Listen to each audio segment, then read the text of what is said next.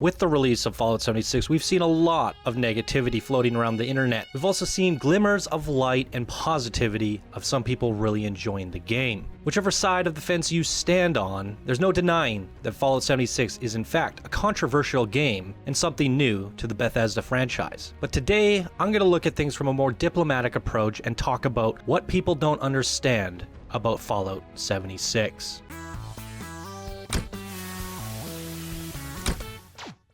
Hey everybody, Johnny5Live here, and welcome back to another Fallout 76 video. I decided we're going to do something a little bit different. I've been sitting back, biting my tongue, trying to ignore the negativity about Fallout 76, but also trying not to overpraise the game either. I have a lot of positive videos on my channel. I have experienced some of my own frustrations, and I am playing the game and enjoying the game. Rather than boycotting the game or fanboying the game or being a shill, I want to sit back and have a discussion about what actually is Fallout 76 from a developer standpoint perspective. So let's get into it. For those of you who do not know my background, I used to actually work in game development. I worked for a company that was directly associated with the Unreal Engine. I worked for Electronic Arts. I worked for PopCap Games on Plants vs. Zombies, Garden Warfare, and many other titles. So I had an in-depth perspective of the game industry and what game development is actually all about. So everything I talk about in this video is coming from an educated standpoint and also an optimistic or open-minded standpoint towards what Bethesda might be going through and might be thinking. So by no means am I trying to promote negativity or positivity. This is right in the middle. We're going to be neutral and unbiased for this video. We're going to take ourselves out of the equation and try and look at things from Bethesda's point of view. So as you saw Todd Howard say, they had discussions at the lunch table,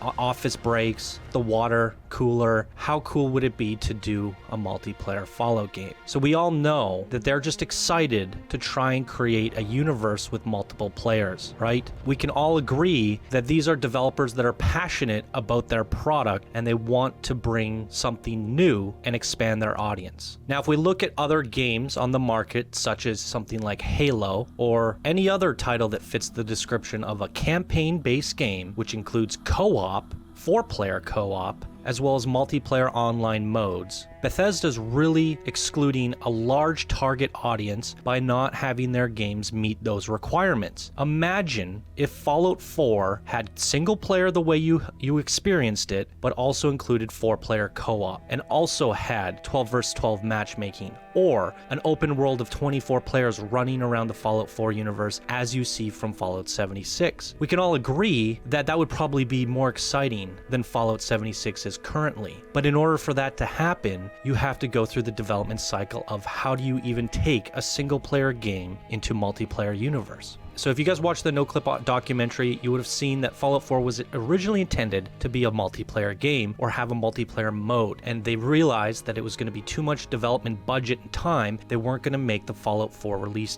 date. And they didn't want to have to push the Fallout release date back another 3 or 4 years. So they decided to do this experiment with Fallout 76. Now, while the words experiment don't sound too great to most, it's kind of like Fallout 76 is a development tool. And if you start looking at it that way, it has pros and cons and things to be negative. When you pay $60 for a game, you want a full game. There's complaints about no NPCs or this or that. Well, at the end of the day, if you look at it from the development standpoint, they didn't even know how to unlink the main player from the game world quests to a point where the moment they added a second player in, the game world would crash. Every single quest, every single line of code was marked with the player, the main player. Now what happens when you add in multiple players? How do you render multiple spots of the world? Because in Fallout, wherever you are, wherever your camera goes, whatever your 200-meter radius is around you, is the only thing being rendered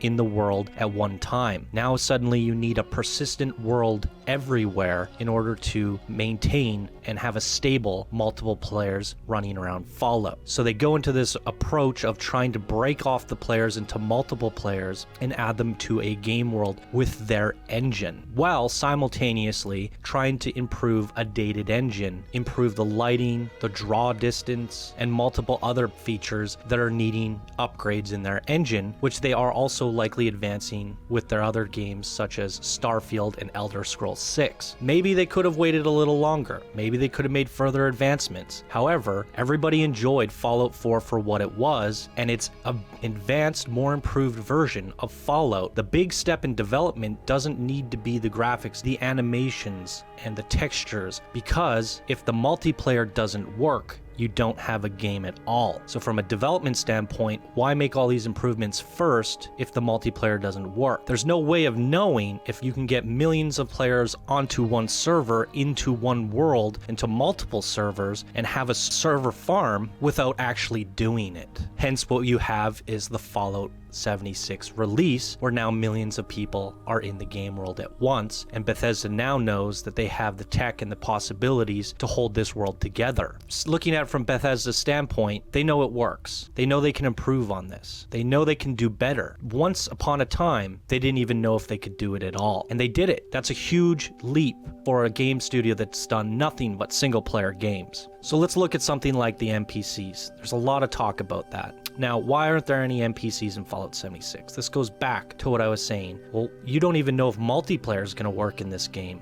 So, the moment you detach the player from the quest and add in multiple players, you now have to reattach all these multiplayer players to chain events, chain quests, and all that stuff. What happens if you have an NPC in the world? Do you make it essential so nobody can kill it? Now you're shooting humans in the face that are not dying when in every other Fallout game they would. Would that create controversy? What happens when multiple people are on the same quest, but different parts of the quest? Is it going to bug it out when you're in a group? How many variables are you looking at there? What happens if a player runs up, griefing you, and kills your quest giver? What happens when you go up to an NPC and you don't have a dialogue option? How do the fans react to that? These are all dozens and dozens of questions and problems to solve for a game development team that's never made a multiplayer game. So is it an excuse? Does it give them the right to say, okay, let's just throw NPCs to the wayside and have a completely empty and bland world, as some people may quote? Well, they found other ways to make it fun. There's still tons of enemies to kill, tons of things to do. And while there are NPCs in the game and you can say, well, Johnny, what about all the robot NPCs? Well, those robots are essential. They cannot be griefed, they cannot be killed. And it kind of makes sense that you can shoot a robot and your bullet just ricochets off their metal. Whereas when you shoot a squishy human in the face and they're not dying, it might be weird. It also kind of makes it so in Fallout, it makes more sense to not have a dialogue with a robot than it would be to have a human. So the one-way kind of quest system where they're giving you things, they're telling you what to do, it feels a little bit more natural coming from a robot. If there was just a human there and they're telling you what to do and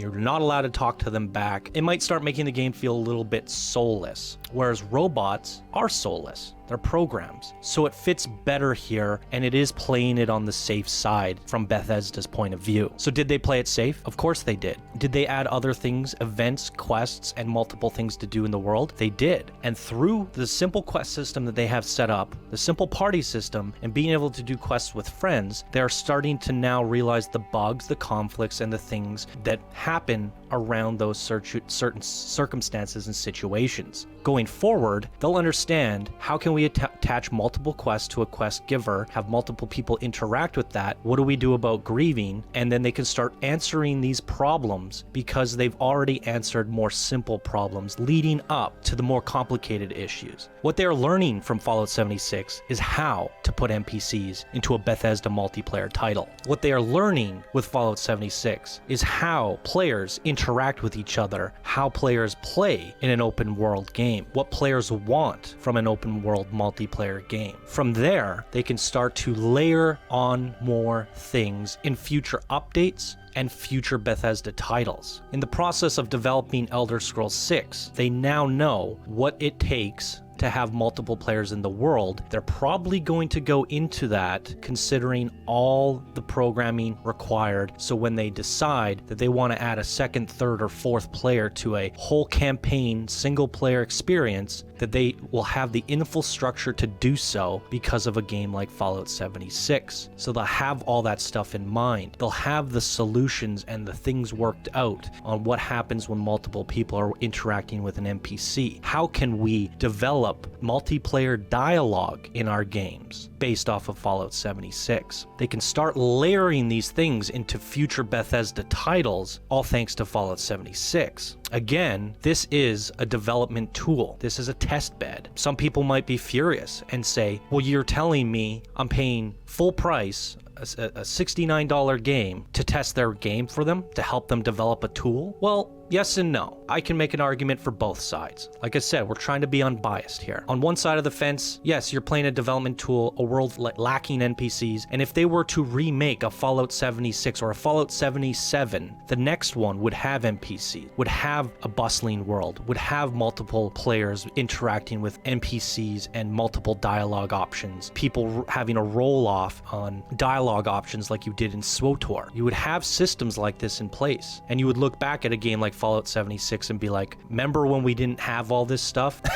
The next installment would 100% be the game that you wanted, but that's the game you want now. I can see that perspective. On the other argument, Fallout is Fallout, and I love Fallout. And a lot of people love Fallout. You know, just giving me a small demo, a small piece of a Fallout world, saying you can go kill some stuff, pick some perk cards, is exciting to me. And the moment you see a friend doing something with you in a Fallout game, it's truly a special moment. Could it be better? Yes. But it's still Fallout, and it still has that charm. And if you look at it from this unbiased standpoint of you are helping them to develop the Fallout you've always dreamed of, and I look at it and some people go, well, I just wanted Fallout 5. I don't ever want multiplayer in my Fallout games. Fallout is about the single player experience. I get that argument too. But there was a time where I felt the same way until I played Fallout 4 and got into the settlement system. And I had friends building things. I was building things. I still build things. There's videos on my channel that are just a month old of me building Fallout 4 builds. And all I could think was, man, this would be fun with a few other friends building with me. This is the first step to that direction. The Fallout 5 that you guys wanted, that everybody wanted, that everybody's downrating this game because they're outraged they didn't get Fallout 5, would not be a 3-year development cycle. The Fallout 5 that you want would have come in, I don't know, 2028. Another 10 years since the last one. Everyone out there has sat back waiting for another Elder Scrolls game for 10 years, and they still say they love and adore Skyrim. What's wrong with still loving and adoring Fallout 4? It's only 3 years old.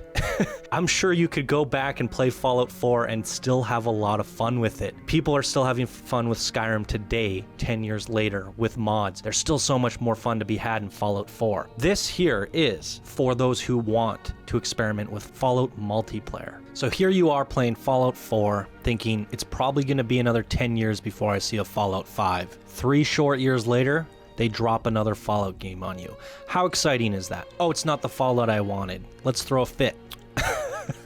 It's absurd to me, and I'm trying to stay unbiased and not be upset, but, you know, I was just excited for more Fallout. Even if it doesn't have NPCs, whatever, it's more Fallout, and I enjoy Fallout. I just love the universe. It is a wasteland after all. How many people would you find out there? They've been working on Fallout Online, technical issues for a very long time, for the whole development cycle of Fallout 4 even. So they were trying to figure this thing out for a very long time. They spent the last 3 years working on the Appalachia, working on West Virginia, coming up with new monsters. There's a lot of content there from an artist standpoint. And that development cycle is absolutely insane. Do you know the amount of hours they must have worked to create West Virginia is insane. Some games I've said in the past that were complete garbage had beautiful worlds, and I've said, you know what, it was worth the $60 because I enjoyed the art.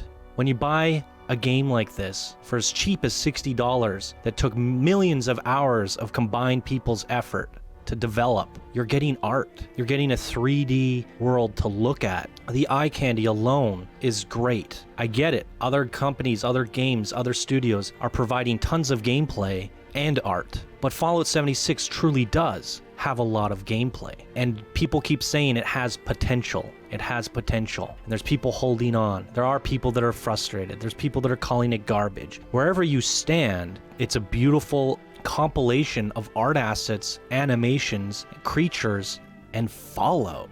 It really is just a lot of Fallout with friends. And that is something for a company to be proud of, in my opinion. They've come together and they've taken something and they've made it something that was almost impossible of a task to break off the single player render camera and create an immersive world where multiple people could exist simultaneously. That is quite a feat. And they've also made improvements to the engine along the way. Now that they know they can do this, you can for sure, mark my words, the Fallout 5 game that you all wanted will be that campaign.